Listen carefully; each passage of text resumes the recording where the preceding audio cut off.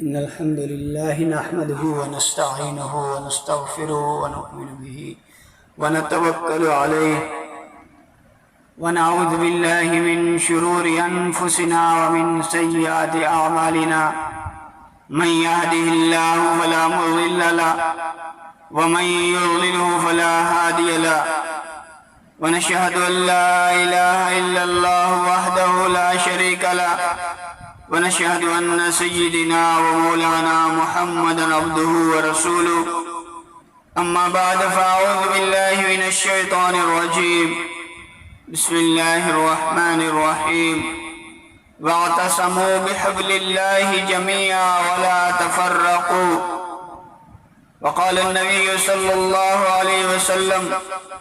تركت فيكم أمرين كتاب الله وسنة رسول الله او کما قال علیہ الصلاۃ والسلام۔ وہ معزز تھے زمانے میں مسلمان ہو کر،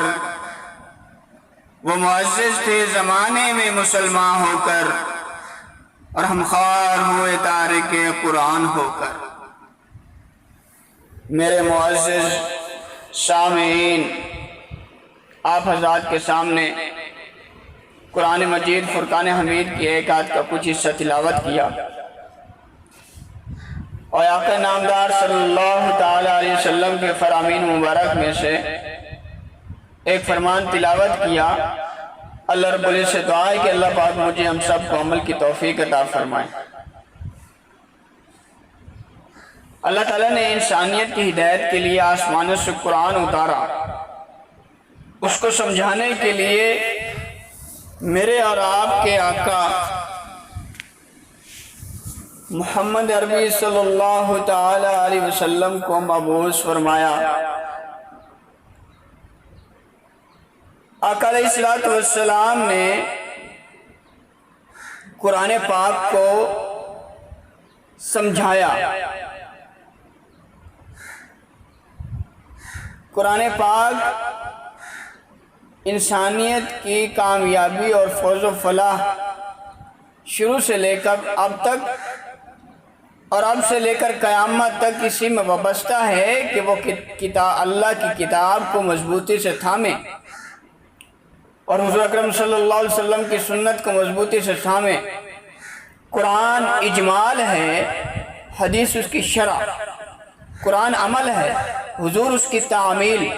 قرآن قاعدہ، ضابطہ، آئین اور دستور ہے۔ جناب رسول اللہ صلی اللہ علیہ وسلم اس آئین، اس قانون، اس دستور کی تشریح ہے۔ قرآن کریم اسرار و حکمت سے تبریز کتاب ہے۔ حضور اقدس صلی اللہ علیہ وسلم ان اسرار اور رموز کو کھول کر اس امت کے سامنے رکھنے والی ذات ہے۔ اس لیے مسلمان کی یہ شان ہے کہ اس کے ایک ہاتھ میں قرآن ہو اور ایک ہاتھ میں حضور نبی کریم صلی اللہ علیہ وسلم کی سنت مطہرہ ہو۔ قرآن اور سنت ایک دوسرے کے ساتھ جڑے ہوئے لازم اور ملزوم ہیں۔ قرآن حضور کی سنت و حدیث کے بغیر سمجھ نہیں آ سکتا، اور حدیث کی حیثیت قرآن سے واضح ہوتی ہے۔ اس لیے آپ صلی اللہ علیہ وسلم جب دنیا سے رخصت ہو رہے تھے تو امت کو نصیحت اور وصیت فرمایا ترکت فیکم امرین، میں تم میں دو چیزیں چھوڑ کر جا رہا ہوں، میں تمہیں دو چیزیں عطا کر رہا ہوں، میں تمہیں دو چیزیں دے رہا ہوں۔ جب تک ان دو چیزوں کو تھامے رکھو گے، جب تک ان دو چیزوں کو مضبوطی سے پکڑو گے، جب تک تمہارا ان دو چیزوں سے تعلق قائم رہے گا، جب تک تمہارا ان دو چیزوں سے تعلق مستحکم رہے گا، میرے بعد تمہیں کوئی گمراہ نہیں کر سکے گا، میرے بعد تمہیں کوئی گمراہ نہیں کر سکے گا، میرے بعد تم ناکام نہیں ہو سکو گے، میرے بعد تم نامراد نہیں ہو سکو گے، میرے بعد تم ذلیل و رسوا نہیں ہو سکو گے، بشرطے کہ تم ان دو چیزوں کو مضبوطی سے تھام لو، ان کو سینے سے لگا لو، اپنے آپ کو ان کے ساتھ جوڑ لو، اپنے آپ کو ان کے ساتھ وابستہ کر لو، گمراہی سے بچ جاؤ گے، گمراہی سے محفوظ رہو گے، تمہیں کوئی بھی گمراہ نہیں کر سکے گا۔ آقا وہ دو چیزیں کیا ہیں؟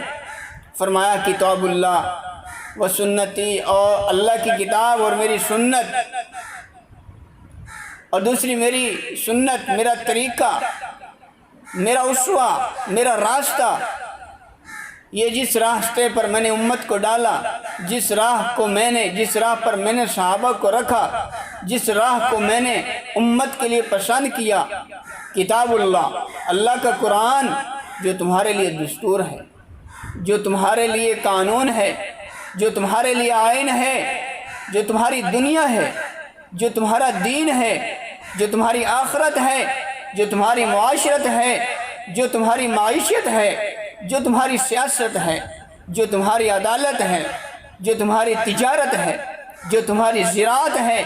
جو تمہارا ایک دوسرے سے میل جول ہے، جو تمہاری زندگی کا ایک نصاب ہے، جو تمہاری زندگی کا ایک نظام ہے، جو تمہارا رہبر ہے، جو تمہارا رہنما ہے، جس کے الفاظ مبارک، جس کے معانی مبارک، جس کے مضمون مبارک، جس کے مفہوم مبارک، جس کا دیکھنا ثواب، جس کا چھونا ثواب،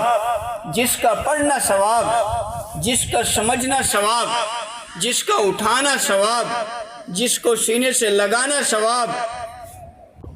جس کو سینے میں اتارنا ثواب، جس کو عمل میں اتارنا ثواب، جس کو اپنی اولاد کو دینا ثواب، جس کو وظیفہ بنانا ثواب، جو تمہاری کامیابی کی کلید ہے، جو تمہاری نجات کی کنجی ہے، وہ اللہ کی کتاب ہے، وہ قرآن پاک ہے۔ میرے اور آپ کے پیغمبر آقا نامدار صلی اللہ علیہ وسلم جب مبعوث ہونے کے بعد آپ کے دو ہی مسکن تھے،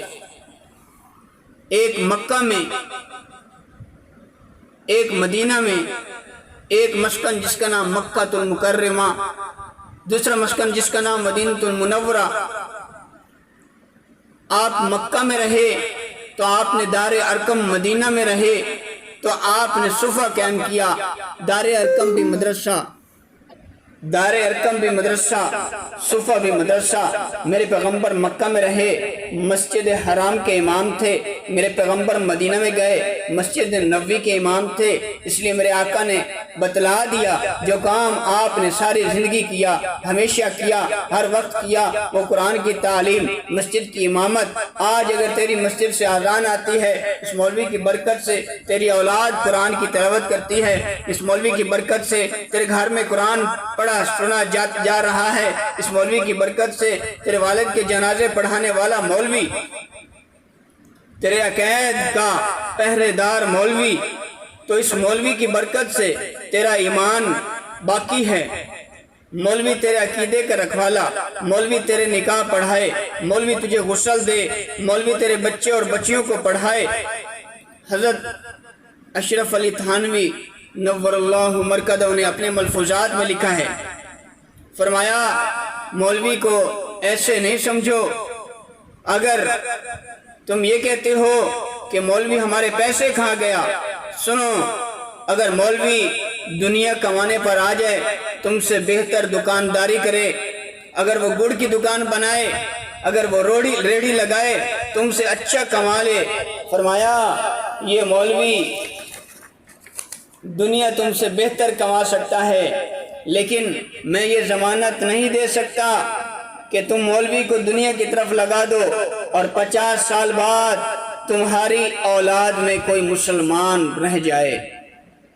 کوئی مسلمان پیدا ہو۔ میرے دوستو، جب اس ملک پر کڑا وقت آیا، بات ختم نبوت کی ہو، مولوی میدان میں آیا، بات تیرے عقیدے کی ہو، مولوی میدان میں آیا، بات عظمت صحابہ کی ہو، مولوی میدان میں آیا،